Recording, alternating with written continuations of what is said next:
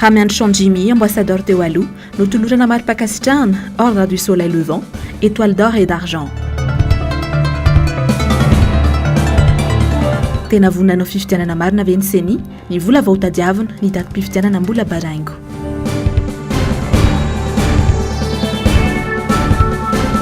Fitrandrahana amin'ny bazy toliara, tsy pahany zanaka toliara ao amin'ny fikambanana FIMA.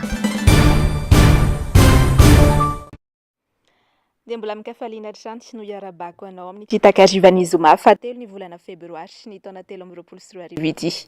Manolotra ny araba ary tomboky lasy sy tomboky vavy manasanao anaraka ny fotoanany vaovao hatramin'ny farany.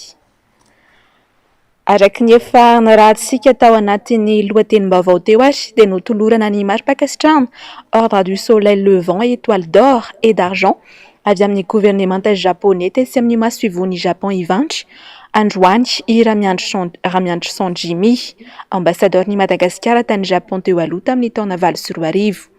Niavaka ary nankasitrahana manokana ny tenany tamin'ny fanoloran-tenany eo amin'ny fampiroboroboana ny fifandraisany eo amin'ny Madagasikara sy Japon. Nanolotra izany tamin'ny fomba ofisialy ny ambassadeur-ny Japon Andriamatoa Bekoji.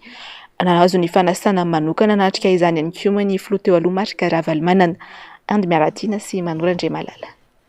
Nous tendrons un ambassadeur extraordinaire et plénipotentiaire à Madagascar à Tan Japon, ni février valombrou-arivo, Ramiandry Sandjimi. Nanao ny antsy ho zavatra sy ny fomba rehetra ampiroboroboana ny fifandraisana teo amin'ny firenena malagasy sy Japon ny tenany tao anatin'ny feptom-piasany hatramin'ny Jolay 2024. Niafaka ny zava-bitany izay nanamafy ny fiara-miasa tamin'ny sihatra maro lafy toy ny politika, kolontsaina, tontolo ara-barotra, tontolo iainana sy ny maro samihafa ka nahazo ny mari-pakasitrahana Ordre du Soleil Levant, Étoile d'or et d'argent.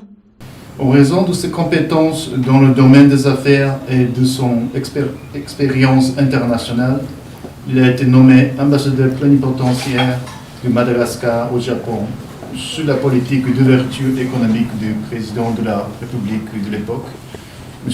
Marc Ravalomanana, ici présent, pour promouvoir les échanges entre le Japon et Madagascar, en particulier dans le domaine des affaires. La contribution de l'ambassadeur Ramiandry était très significative lors de la TICAD 4 en 2008, au cours de laquelle il a dirigé les préparatifs, notamment la coordination entre la partie malgache et la partie japonaise, et a contribué à la réalisation d'une réunion au sommet entre le président Ravalomanana, qui s'est rendu au Japon, et le premier ministre de l'époque, M. Yasuo Fukuda. Toujours dans le cadre de la TICAD 4, il a joué un rôle éminent dans la promotion des échanges économiques entre nos deux pays, en organisant la rencontre entre le président Ravalomanana et Sumitomo Corporation. Une rencontre qui a mené à la concrétisation du projet Ambatobi, qui contribue énormément aux côtés de l'État malgache en termes de PIB, d'emploi et d'exportation. Pour conclure, je voudrais retirer la reconnaissance du gouvernement du Japon et de l'ambassade du Japon envers l'ambassadeur Ramiandry, à travers lequel le Japon a pu approfondir ses rapports avec Madagascar. J'ose espérer que le symbole que représente cette distinction renforcera davantage les liens qui unissent les peuples japonais et malgaches.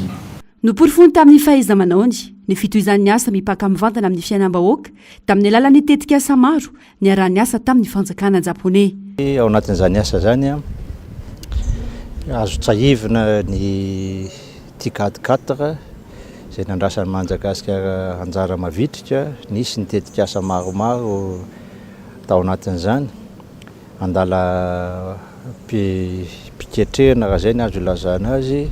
Misy koa ny zavatra efa tonga dia natao nanamarika an'izany.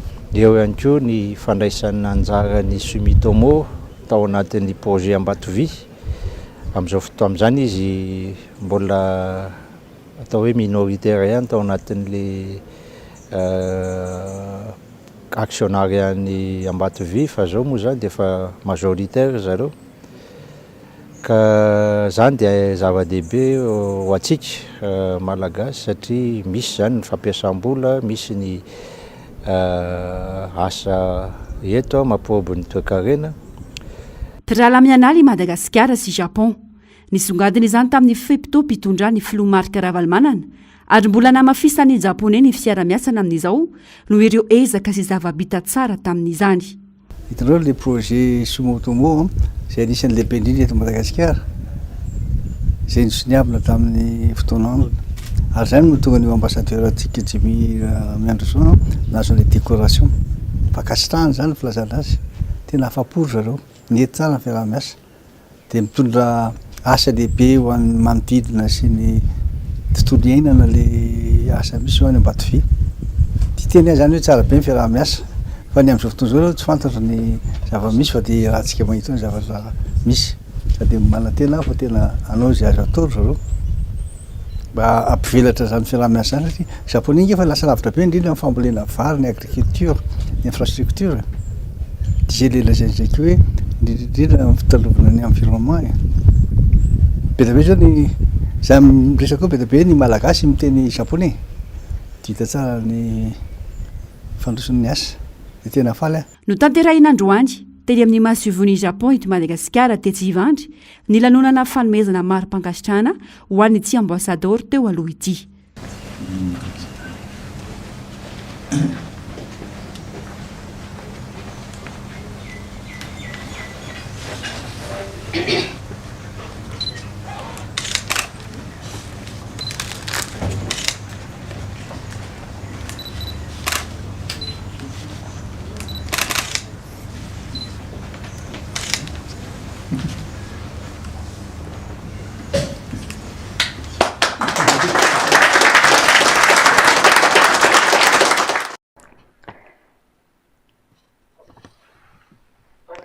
Ny vaovaon'ny raharaham-pirenena dia tsy mbola navoaka ny seni ny tetiandrom-pifidianana na dia efa maro azy ny nantso nataon'ny mpanao politika mitaka izany. Nanao tatitra tamin'ny mpanao gazety ny asa vitany androany ny seni ary nandritra izay ihany koa no nahalalana fa mbola tsy misy vola anatanterahana fifidianana ny seni.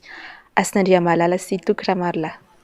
Tsy vonina anatanteraka fifidianana ny voameram-pirenena maleo tena misana ny fifidianana na ny seni raha fakafakaina ny nambaran'izy ireo androany manoloana ny mpanao gazety. Na dia efa maro aza ny antson'ny mpanao politika ny amin'ny tokony amoahana ny tetiandrom-pifidianana dia tsy mbola nodinian'ny seni akory izany. Hatramin'ny androany mbola tsy manan-kevitra ny amin'ireo datim-pifidianana izy ireo. Efa ao anatin'ny mamolavola mandinika izany calendrier izany fa ny tiana hotenenina dia mbola tena ao anatin'ny feptaona antsika amin'izao fotoana izao. Fa izahay kosa dia mba hiezaka mba ho fantatry ny olom-pirenena aloha ny makasika ny tetiandro, makasika ny fifidianana. Izahay dia miteny eto tsy andro hoe 50 andro anaovana ny convocation des électeurs. Zay moa ny zavatra misy any hoe ny fanjakana araky ny andiny fa raiky amin'ny 50 amin'io lalàna izay miteneniko teo io dia miteny fa manana 50 andro anaovana ny convocation des électeurs zay mifanefa amin'ny tetiandro zay ataony seni. Dia eo zany tsy miteny izy eo tsy maintsy ovina le tetiandro. Dia anaovana le convocation des électeurs zany iny mazava iny 90 jours. Fa ny anaovan'ny seni le proposition zany tsy voateny eo. Fa ny azona itenenina dia hiezaka zay eto anivon'ny seni rehefa vita daholo ny fandiniana makasika ny tenenitsika teo ny fifidianana ny ben'ny tanàna ny fandiniana makasika ny tetibola ny rehetrarehetra dia ampafantatra atsika ny tetiandro ary eto ania zany dia mbola fifikevitra no alefanay any amin'ny gouvernement te fa mampafantarinay anareo zany amin'ny fotoana zay mapety an'izay zavatra zay. Ankoatra izay tsy fahamatorana eo amin'ny datim-pifidianana izay dia niaiky ihany koa ny filohan'ny seni fa mbola voaotadiavina ny vola entina anatanterahana ny fifidianana. Ny vola tsy misy fa mbola vao angatahana any amin'ny fitondram-panjakana ary ny mpamatsy vola avy any ivelany. Ho atao izay fomba rehetra ahitana ny teti-bola ho anaovana an'io fifidianana io.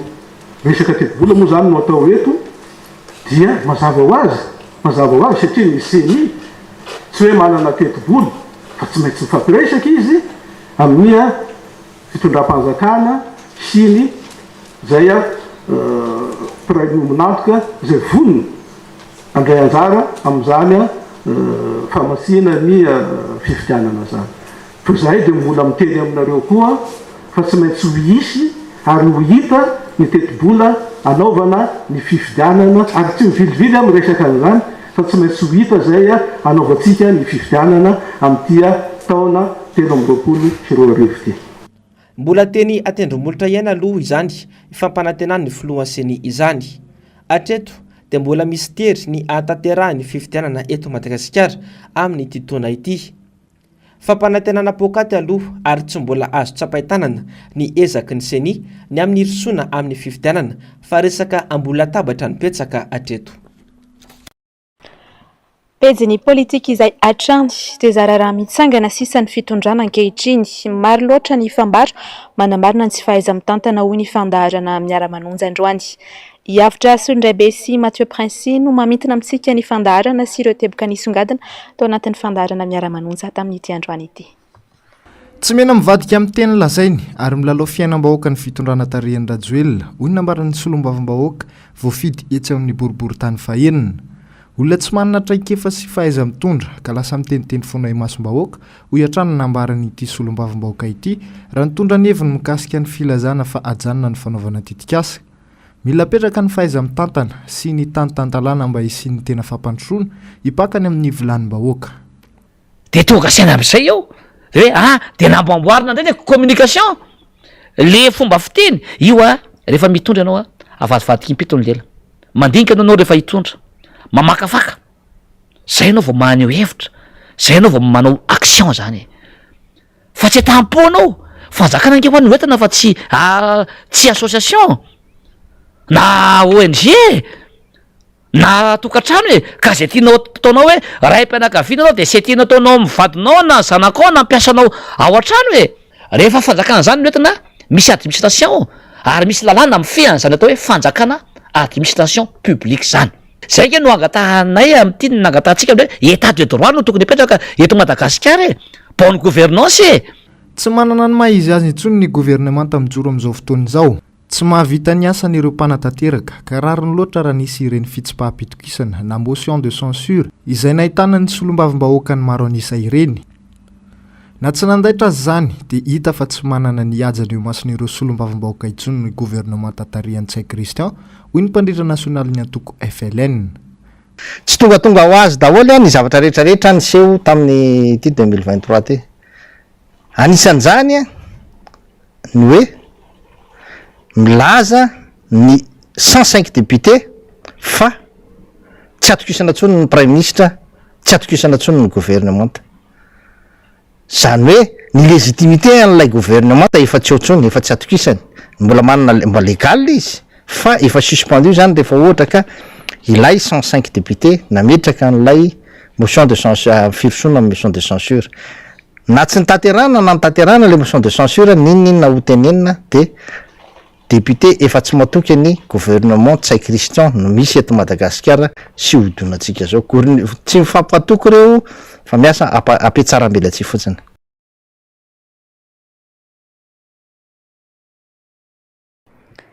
Ho any amin'ny faritra kosa isika ato anatiny ity toy ny vaovao manaraka ity dia nivoaka tamin'ny fahangina ny androany ny mponina avy amin'ny faritra Anosy no ny afitsika ny mpitandro ny filaminana. Soloteny izy ireo androany no nitaraina tamin'ny mpanao gazety satria sogajiany ireo dahalo mampijaly ny vahoaka ny mpitandro ny filaminana any an-toerana ao amin'ny commune Maromby distrikana Amboasary Atsimo faritra Androy no nisehon'izany fampahorinana nataon'ny mpitandro ny filaminana izany. Ny andindinin'izay ary tateriny Asin'Andriamalala sy Tokatra Marla. Tovolahy iray mpiasan'ny PAM maty notifiriny dahalo no ny atombohan'ny tantara. Voasambotry ny fokon'olona io lehiben'ny dahalo io ary natotra ny mpitandro filaminana izay tsy narantrana dia kely akory azy hoy ireo solotena mponina tonga eto Antananarivo amin'izao fotoana izao. Maty tany amin'ny mpitandro filaminana nefa io dahalo io ary nitory ireo fokon'olona ny fianakavian'ny nolazaina fa dahalo. taorin'izay dia fokon'olona telo izay nisambotra ilay nolazaina fa dahalo no samboriny mpitandro filaminana. Taorin'izay no samborina tao an-tsenan'ny Maromby i Ramatoanatsa, reniny iray amin'izy telo lahy ary mbola nanaovana herisetra ihany koa. Zoma ihany zahay nindesiny an-tanàna egny, le nizinerany, le nahipany lamba, nangalany vola 520 tapitrisa sereny, zaho rasy manambola izao. Zay nizay ty nataony tao le akohoko 120 ndesiny. Tranko 20 no roany ty raiky aminy. Le nindesiny ty karanay na kara mpanondronay ndesiny aby na bokinaombinay ndesiny aby vinakiny le tragno. Osy moa ndesiny osiny 20 le omby. Zany ary ny zavatra teo ny sereny amy 520 tapitrisa fesy manana vola 520 tapitrisa. Zay zany ny sereny ny haiko teo. Le afaky re nandeha koa zahay nagnapitany la vinakivaky ny tragnon'olo 100 mahery ty vinakiny. Lasany le ravaka, lasany le raha sasany. Ravaka vinily valohesy lasany aby. Rozo be reny. Zay ny Sationany tranga mampivarahontsana nataony mpitandro filaminana io tranga io ka anaovany solotena ndetom-pona ireto Antsoavo. Andro masom-pokon'olo atsangany commandant Dede zany tarihiny président Maholo miaraka amin'ny Velsao sy ny karazany zany le andro masom-pokon'olo agnatiny ao. Nefa io zany nanamborany CSAO. Nefa le olo namborany nazy nefa olo criminel, olo fa hoe namono olo zay namono le mpiasan'ny PAM. Eo zany mampapalahelo anay nefa commandant mihisy miteny mazo atao niresahany niatriky anazy hoe ampandehano aminaty izy hoe manamosandry Velsao sy ny karazany aby agny zao fa zaho namono an'io. Tena masoko misy resahany an'io. Fa iny arô sy mandeha aminaty fa nagnino mipetraka agny avao fa za sy vozeny arô za minday anazy boka agnampilatagna andro masom-pokon'olo. Fa sy narasy io ary sy ziner eo tamy andro masom-pokon'olo fa natolosana velo. Akaiky ny Mbosary aty izy agny sy ategna nanaovana azy tagny. Io zany mampalahelo anay hoe le malemy avao zany nefa olo zany fa milamina gn'aminay ao fa tena milamina nefa ny mbo korotagniny CSAO to koa. Nefa le dahalo ry sy mety alamina zany lasa namany ray le any Kobabe. Ato amizay namtanany Besakoa nefa sy mba misy mpangalatsy na indraiky laha tamin'ny sehoany hoe dahalo agny io. Agnatiny ao aby hoe zaiko nagnaraka anazy zany tafiditsy agnatiny ao voatondrony kapiteny CSAO ty hoe namasy basy nanao an'izao président Maholo manao kolikoly ka président andro masom-pokon'olo nanao kolikoly amin'ny Malaso. Nefa le Malaso tena Malaso ry sy vany aty zerendreo i mifanao kolikoly aminareo nanambosy agnombiny Tirakemba ty io. Tsy vao izao nandrenesana herisetra tahaka izao ataon'ny mpitandro filaminana ka andrasana ny fandraisana andraikitry ny mpitondra fanjakana. Ijanona any amin'ny faritra Atrimo iny atsany isika ato anatin'ity toy ny vaovao manaraka ity dia mitsipaka marin-drano nitetika Sabazy Toliara ny mponina mivondrona ao anatin'ny fikambanana FIMA manomboka miverina andatabatra indray moa ny resaka mikasika ny fitrandrahana atao amin'ny Bazy Toliara. Asin'Andriamalala sy Tokiramarla Adrany. Tsy mahatokony mpitondra fanjakana ireo mponina ao Toliara izay mivondrona ao anatin'ny fikambanana FIMA fa anome ireo fampanantenana sy tambendrimbidy ampanantenany ny mpitondra ireo mponina. Iara-mahita hoy izy ireo ny manjo an'ireo mponina any amin'ny toerana misy ny Madagasikara olona ny any Ambatovy fa tsy omeny ny mpitondra fanjakana ireo tambendrimbidy ka sarotra ny inona fa omeny fanjakana tambendrimbidy ireo mponina ao Toliara raha manaiky fitrandrahana amin'ny Bazy Toliara io. Tsy anakeny an'le Bazy Toliara fa mazava le fagnazava teo. Misy antony anankiroa zany ny tsy anakeny an'le Bazy Toliara. Voalohany raha ohatra hoe ka alefa le Bazy Toliara koa izareo vahoakinay mpamboly sy mpiompy ireo. Izao hoe izy fa mijaly nefa mbola halaina amin'ny taniny koa. Faharoa ny magnaraka an'izay zany tsy anakeny an'io zany efa maro zany exemple vivant hitatsika eto amin'ny firenena amin'ireo grande mine reo. Ohatra hoe hitanareo nareo mpanao gazety voatsela le ato Ambatovy Moramanga nivory le mera dia nitapahiny ny redevance fiazondreo amin'ny Ambatovy. Tsy Ambatovy tsy magnome fa le fanjakana zany ro nanapaka an'io.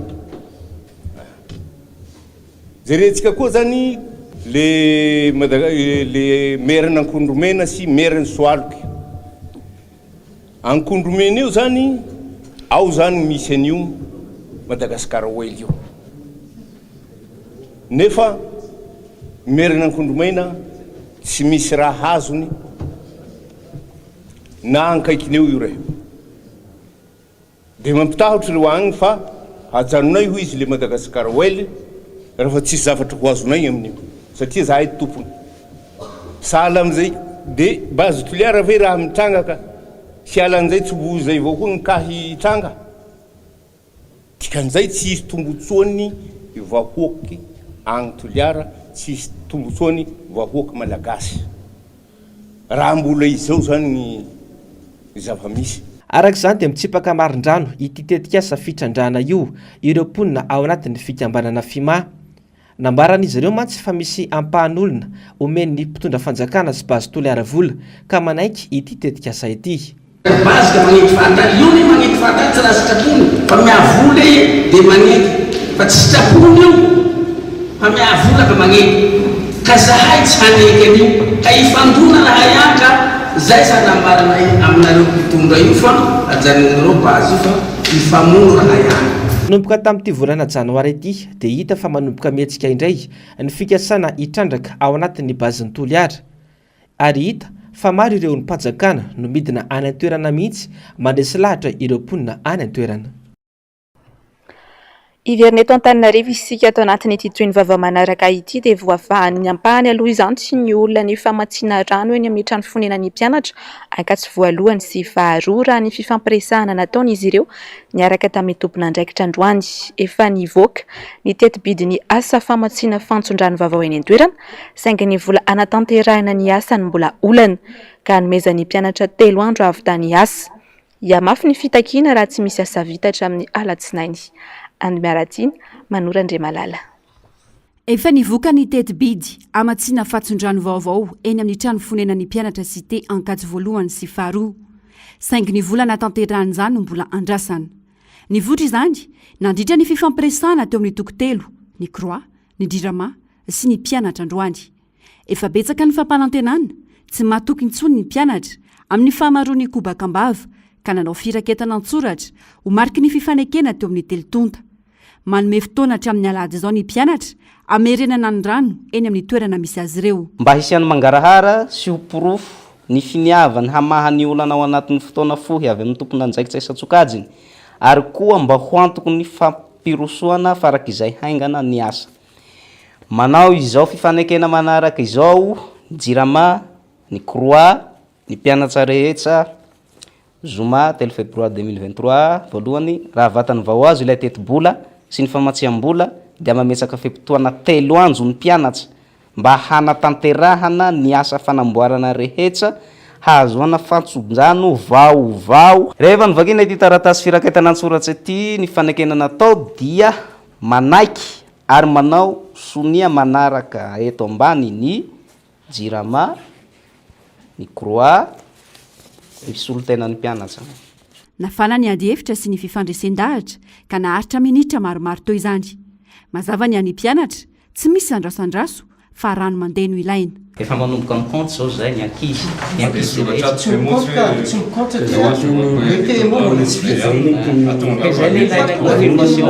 zay le ilaina le confirmation zay le ilaina le confirmation raha vao azo ilay tetiko aveko vakina raha vao azo ilay tetibola sy ny famatsim-bola dia mamesaka fepitoana 3 andro ny mpianatra mba anatanterahana ny asa fanamboarana rehetra vola tsy efa mpianatanatsika tinay ho tonga amjoany amboany arak'izay mahatonga na mitena lizy hoe aza miditra am'izay tsontsika efa zay avoakan'le vola favanzaingana dia tafitsika ny antony mahatonga anay manamafy an'le izy fa miankina amin'izay zavatra zay zay no fa anay mampitony an'le ankizy ao ivelany ao satria manko nareo nangataka ny ampitsarana an'le izy dia miankina amin'izay zavatra zay no fa anay mampitony an'izay zavatra zay ela ny jaliana rano ny mpianatra tsy maharo-perintsony ka manambana ny anao etsika mafimafy dila ny 3 andro nomen'izy ireo avy tany asa 3 andro manomboka androany le izy araka ny fampiresahana atao ny fanekena atao manomboka androany zany le 3 andro ary manomboka amin'ny letsinainy zany raha ohatra hoe mbola tsy tanteraka zany le asa dia mety tsy maintsy anao hetsika indray zay mba ahafahanay manetra ireo tompon'andraikitra amin'izao fijaliana rano zao fa tena sahirana zay ary zay zany ny antony natonga zay nametraka io fitarenana io. Tsy nisy nipika niresaka teto ny amin'ny fahatongavan'ny volana tanterahana ny asa fa ny tetibidy no efa vita. Efa tonga tena antoerana ihany koa ny teknisiana avy amin'ny jirama nijery ny pitsopitso ny amin'ny fomba anaovana izany saingy miandry ny vola vao afaka miasa. Miatra manomboka androany voarakitry ny fifanekena ho ny mpianatra na inona lazaina na inona. Nanaiky aloha ry zareo le fepetra telo andro rehefa tonga le tetibola zany. De iny le no amafisinay teo hoe lefa mantsim-bola araka le fampiresahana omaly de tsy tokony ataony zareo olana mihitsy fa tokony confirmena androany de androany ary ny azavainay teo fa tsy afaka hihetsika eto zahay raha ohatra ka tsy confirmer le vola satria raha sanatsiny zany tsy confirmer androany ane le vola mety ho afaka herinandro zany mety mbola olo elaela ny fijaliana mpianatsy fa ny any zareo monko zany no nieritseretiny zareo hoe rehefa tonga ny vola de vao mikonty le telo andro fa ny anay androany de androany le vola ny tokony tonga. Tao anatin'ny fifampiresahana nataony solotena ny mpianatra sy ireo tompon'andraikitra mbola nanao ny fitokonana sy nanao sakan-dalana tamin'ny alalan'ny filanjana sora-baventy sy fandorana kodiarana ireo mpianatra. Tapaka tsy nafahan'ny fiara sy ny kodiaran-droa ny famezivezy teny an-toerana. Efa niatrana tena amin'ny manodidina ihany koa ny mpitandro filaminana. Ny vaovaon'ny fitaterana ny ato tsy niasa ary nanatanteraka fitokonana teny Ankadimbahoaka androany maraina ny taxi be ao amin'ny zotra 104 ny fanasaziana azy ireo noho ny fijanonany eo amin'ny area Ankadimbahoaka moa no antony izay fitokonana izay. Nzavandre Mahefa sy Andra Kotomalala. Omaly hariva no efa nanomboka nitokona tsy nety niasa ireto mpamily taxi be zotra 104 ireto ary nitoy hatramin'ny androany maraina izany. Zotra mampitohy Ankadimbahoaka sy Berlin Ambomiandra. Ny tsy familana azy ireo ijanona eto amin'ny are lavazy Ankadimbahoaka efa nazatra azy ireo sy ny mpandeha hatramin'izay no antony fitokonana. Karaha zay zany raha miala any Berlin ka sendra mijanona kely eto avy manala olona mijanona ray minitsy eto tonga amin'ny polisy munisipaly commune Antananarivo de manasazy anay. Zay raha vao sazy tsy sazy tsotsa fa tonga de sazy forera ny atsatsarany anay eto raha tsatsy eto zay ka mampanela anay tompoko efa nisy 10 taona mahery any ty 104 ty 104 ty raha misy zotsa telo zay eto 104 151 113 zay 104 tompoko tena miasa amin'ny fo na orana avy ninina amin'ny 7 alina mbola mianjy anreto voyager reto tsy mampijaly voyager zay tompoko miasa amin'ny tena amin'ny fo kanefa ahoana zay endre anotsiny renombo reny zay endre amin'ny commune Antananarivo ohatriny omby eto misy polisy munisipaly akitelo foana mijany eto Ankadimbahoaka mianjy anay eto hoe tsy mahazo mijany eo lisany fa tonga de lasa. Nanomboka tamin'ny alarobia teo taxi be efatra no efa niara-nisa azy tamin'ireo polisy munisipaly. Ny mahagaga nefa hoy ireto mpamily ireto dia izay taxi be 104 ihany no tsy avela mijanona eto. Eto anefa no efa nazatra ny mpandeha hatramin'izay. Eto ny olona zany raha fa amin'ny ariva tonga dia efa milahatsa ny sisiny iny mianjy any 104 ary zay 104 tompoko raha mijanona eto tsy mibahana circulation ohatran'izao hitanareo zao miplasyna eto raha fa amin'ny ariva ohatry zao ka ny angatahanay zany toloman'ireto chauffeur sy receveur reto zany dia mba hijanona eto amin'ny ty lavazy ty satria olona manambady amandranaka ireo olona mamelona fiainana efa raha malala aloha zay mba hiasa pilaminana raha ohatra ka misy mahatsiraisana amin'ny commune na Antananarivo afaka mifampiresaka anay mianjy anazy eto zay raha ny fampitambavao faran'ny ariva teo dia nisy ny fifampiresahana teo amin'ireto mpamily reto sy ny tompon'andraikitra teo anivon'ny commune Antananarivo renivohitra fantatra tamin'izany fa nisy ny maromaritra niraisana teo amin'ny andany sy ny ankilany ka niverina ny asa ireto taxi be sy zotra 104 ireto ny ariva teo. Any amin'iny faritra vakina Karatriny Kosi indray dia nampiakapeo ny solombavambahoaka ny Madagasikara voafidy tao Antsirabe manoloana ny aratsindalana manao antsoava amin'ny mpanatanteraka izy ireo amin'ny tokony hijerena aingana ny lalana. Mizaka ny tserany ainy ny manana fiara rehetra amin'ny kojakoja sy ny fanamboarana kanefa ny fiainana efa mihasarotra. Avitra Solondraibe tahiriny aina MBS Antsirabe. Potika tanteraka ny lalana erana Antsirabe voalohany, tsy misy azo ioranana intsony fa saika izay ale rehetra dia lavadavaga avokoa. Hatreto anefa tsy misy ny fandraisana andraikitra ataon'ny mpitantana na ny ben'ny tanàna Antsirabe izany na ny governoran'ny faritra Vakinankaratra. Misy anefa ny fanomezana ireo fitaovana vaventy ho fanamboaran-dalana nozaranisaky ny faritra izay eo ambany fiahin'ny governora. tsy ampiasaina araka ny tokony ho izy anefa ireo fitaovana ireo fa rehefa misy antsika iarahan'ny faritra analamanga sy vakinakaratra manatotosa vao misy fikitihana sy fanamboarana ireo lalana. Velotaraina araka izany ny mponina sy ny mpampiasa ny lalana satria tsy hita taratra izay tena asa ataon'ny mpanatanteraka sy ny ekipany. Nanao antsoavy tany amin'ny solombavambahoaka ny olona mba hijery ity toe-javatra ity. Nambaran'ny solombavambahoaka fa andraikitry ny mpanatanteraka ny manao ny fanamboarana ka nanairan'ny mpitondra.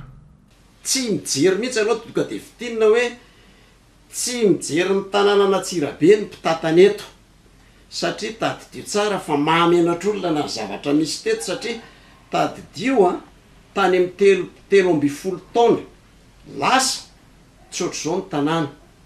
Mbola veriko ihany eto avako aby tsy mitsabaka ny asanareo eo anivon'ny commune ny tenako, tsy manitsaka ny plate-bande, tsy manitsaka ihany koa ny plate-bande eo anivon'ny faritra ny andraikitrareo satria ao anaty constitution zany reo ny any amin'ny faritra ny any amin'ny commune dia ny asan'zareo de purement développement, zany hoe tsy manana andraikitra ny any amin'ny faritra sy ny any amin'ny commune fa tsy mifampandrosoana ny tanàna, zay no asany.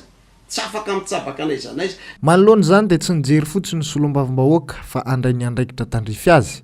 Nangataka ny tokony hampiasana ireo fitaovana hanamboaran-dalana ny tenany rehefa tsy vonona ny tompony andraikitra voakasika. Manoloana ny lalana, manoloana ny fako, manoloana ny fikorontanana maro eto amin'ny tanàna Antsirabe dia nandray fepetra androany. Nanoratra n'ity taratasy ity ho alefako any amin'ny lehibe faritra na ny gouverneur dia andefa ihany koa any amin'ny préfecture kopiany ary andefa ihany koa any amin'ny ben'ny tanàna ny kopiany ity taratasy ity. Fa raha ohatra zany ka tsy omendry zareo any amin'ny faritra ny fitaovana dia averiko any amin'ny vahoaka Antsirabe ny tokony ho ataony sy ny tokony ho valiny. Tsy afa-mitaza-potsiny intsony ireo mpanao lalàna ho hiatran'ny fanazavana fa tsy maintsy mandray ny andraikitra ary tsy afaka miandry ireo mpitondra tsy mahavita azy. Tsy fijabahana andraikitra fa famahana ny olona ny vahoaka ny tanjona satria efa manao be marenina loatra izao fitondrana tarihan'ny Rajoelina izao. Ny eto Antananarivo kosa indray akoatra ny faharatsy ny lalana dia miverina mitobaka indray amin'izao fotoana izao amin'ny faritra maro eto an-drenivohitra ny fako sy ny loto. Tena lasibatra amin'izany moa ny faritra Iva sy ny Beolina risarisa nefa ny commune amin'ny fanadiovana ny tanàna. Fanadihadiany iny Zavandre Mahefa sy Andra Kotomalaala. Hitarafana ny fandrosoan'ny tanàna iray ny fametrahana ola ara-pameana ny fadiovana. Ho an'ny eto an-drenivohitra dia hita ho mbola manaingo ny tanàna ny fisian'ny fako sy ny loto etseroa. Eny amin'ireo faritra Iva sy Beolina no tena ahitana izany matetika. Anisan'izany aneny amin'ny faritra 67 hektara Andavamamba, Isotry ary Ambodiny Sotriny. Maloto ny tanàna ary fofona maimbo tsy zaka matetika no ren'ny orona vao mandalo amin'ireo faritra ireo. Androany nahatsapa tena ary tsy niandry ny commune Antananarivo renivohitra ny fikambanana iray teny amin'ny manodidina teny ka nandray andraikitra vetrany. Satria tanay mandalo eto foana zany zay isan'andro fako misavovona sady masiso zany. Dia nanao volontaire mihitsy zany zay fikambanana aty amin'ny faritra Iva nanadio an'ity faritra fako misavovona eto 67 ity. Tsy miandry amin'ny commune zany fa manao zany zay tsara sitrapoka, zay tsara hoe mahavita dia mba manadio an'izay tokony diovina zany. Akoatra ny fandraisana andraikitra sy ny fahatsapatena ny olom-pirenena sasany tahaka izao. Anjara andraikitra ny commune ihany koa no mijery sy manao izay andraikitra nampandreketana azy ireo ny amin'ny fandraofana ireo fako sy ny fanadiovana ny tanàna amin'ny ankapobeny. Fetsika tokony hatonga saina ny commune sy ny ben'ny tanàna raha teo izao satria raha ny hita maso aloha hatreto dia mbola mivangongo izay tsy izy ny fako eto an-drenivohitra. Ny vavaon'ny fanatanjahantena kosa indray ary dia nampatsiahy ny traikefa ananan'ny malagasy eo amin'ny taranja baolina kitra ny Bariana nandritra ny lalao tramina 2024. Niady ary tsy nitsanga menatra teo anatrihan'ny Afrika ny bilalaontsika. Anio amin'ny 10 alina no hiakatra kianja farany ametraka ny tantarany ekipam-pirenena malagasy. Andeha ho fitiany avitra solondray be sy tahirina eny amintsika ny lalana nolalovana nandritra izay iray volana latsaka izay. Tao anatin'ny vondrona se no niaingan'ny Barian'i Madagasikara nahitana ny Ghana, Soudan ary Maroc izay tsy afaka nandray anjara noho ny olana maro samihafa. nandizany malagasy ny kianja tao anatin'ity vondrona ity. Isa mazava roa no rainy nandresena ny Ghana, raha telo no aotra kosa ho an'ny Soudan. Isika ny voalohany tao anatin'ity vondrona ity noho izany, ary nanana isa 7 be izao. Afa-po tanteraka tamin'ny fahaiza-manao sy ny traikefan'ny mpilalao ny mpanazatra Roro na Romeo Aldarakotondra-be, izay mpanazatra niara-ny osina tamin'ny bare latsaky ny 13 taona. Nitony lalana teo amin'ny ampaefadalana. Resitsika tamin'ny isa mazava telo no iray ihany koa i Mozambika. Teo manasa-dalana no nisy indro kely ka nanapaka ny lalantsika malagasy tsy hiatrika ny lalao famaranana. Isa maivana ray no tsy misy no niondrian'ny baren'i Madagasikara teo anatrehan'ny Senegal. Anio alina dia hifanandrana amin'ny Niger, any Oran ireo mpilalao baolina kitra malagasy, mitony ny fanohanan'ny malagasy azy ireo.